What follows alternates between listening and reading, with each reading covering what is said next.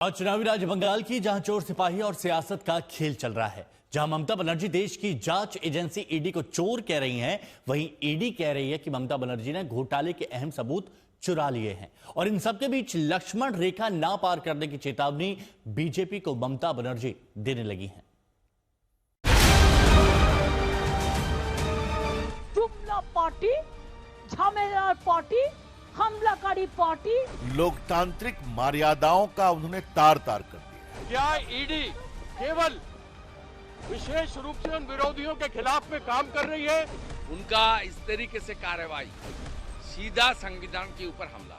ममता बनर्जी वो शेरनी है, वो जाके उनका डाके पे वो खुद उल्टा रिवर्स छापा दे दिया, उनको रोक दी। प्रदेश की मुख्यमंत्री रेड में इंटरफेयर कर जाती हैं और फाइल लेके निकल जाती हैं।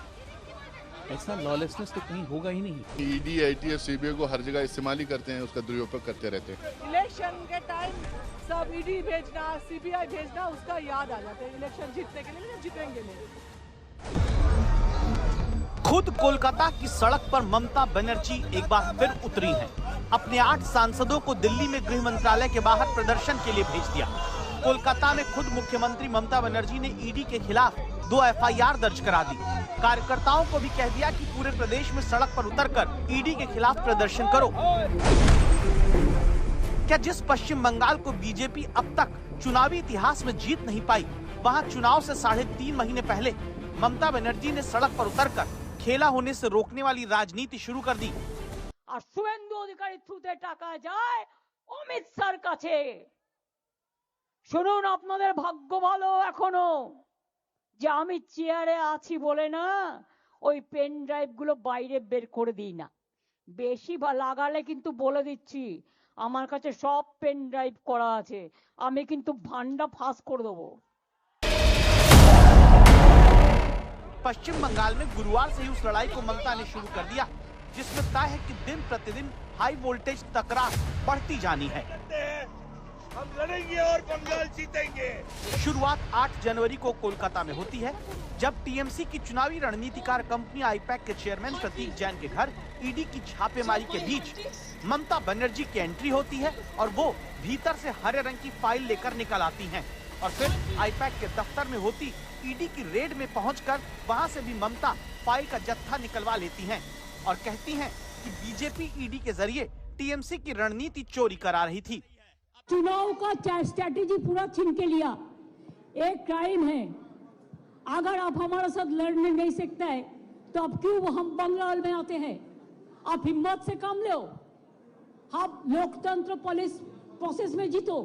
आप एजेंसी लगा के हमारा पेपर लूट करते हैं, करते लूट बोलते झूठ। Mister prime minister, please control your home minister.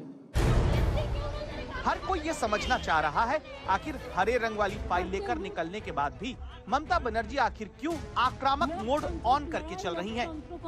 परंपरा में ही होगा। जबकि ईडी सूत्रों का कहना है कि ईडी के छापे के बीच में से मुख्यमंत्री ने खुद ही प्रतीक जैन का मोबाइल फोन ले लिया। वहां मौजूद पश्चिम बंगाल के डीजीपी ने ईडी के 3 अधिकारियों को पंचनामा में कुछ भी दर्ज करने से मना किया। सूत्र कहते हैं कि पश्चिम बंगाल के डीजीपी ने ईडी के अधिकारियों को धमकी तक दे दी, अगर प्रतीक जैन के घर से कुछ भी जब्त दिखाया तो फिर ईडी के अधिकारी गिरफ्तार कर लिए जाएंगे। दावा है कि वहां मौजूद स्वतंत्र गवाह को भी कोलकाता पुलिस और मुख्यमंत्री ममता बनर्जी के स्टाफ की तरफ से डराया धमकाया गया। अगर इतना सब कुछ वाकई ममता बनर्जी कर चुकी हैं, तो क्यों किया? और जब कर लिया तो फिर खुद कोलकाता की सड़क पर उतरकर ईडी के खिलाफ प्रदर्शन करने के पीछे ममता की पॉलिटिक्स क्या है? क्या ममता बनर्जी अब चुनावी माहौल में दिल्ली बनाम पश्चिम बंगाल का दांव चल रही हैं? আমি কাল যা করেছি as a all India Trinamool কংগ্রেসের চেয়ারম্যান করেছি, এবং যা করেছি আমি কোনো অন্যায় করিনি। তুমি আমায় খুন করতে এসছো, আমার আত্মরক্ষা করার অধিকার আছে, চোরের মতো কেন এসছো? क्या ममता बनर्जी घोटाले के आरोप वाले दाग से बचने की जुगत में है? সমস্ত ডেটা আমার অফিস থেকে চুরি করছিলে, যে অফিস আইপ্যাক কে আমরা অথরাইজ করেছি। তোমরা তো 6টা থেকে ঢুকেছো, আমি তো গেছি 11:45-এ। 5.5 ঘন্টা সবই তো চুরি করেছো, সব তো দখল করেছেন। क्या वोट चोरी का मुद्दा जब चलता दिखा नहीं तब रणनीति चोरी का दांव चल दिया गया है? আমি কোর্টকে দোষ দিই না, বিচারের কাছ থেকে আমরা বিচারের বাণী আশা করি, নাথিং এলস। আমি কোর্টের ব্যাপারে কথা বলবো না। সব দখল করেছেন, যত এজেন্সি আছে গভর্নমেंट অফ ইন্ডিয়ার আন্ডারে সব দখল করেছেন।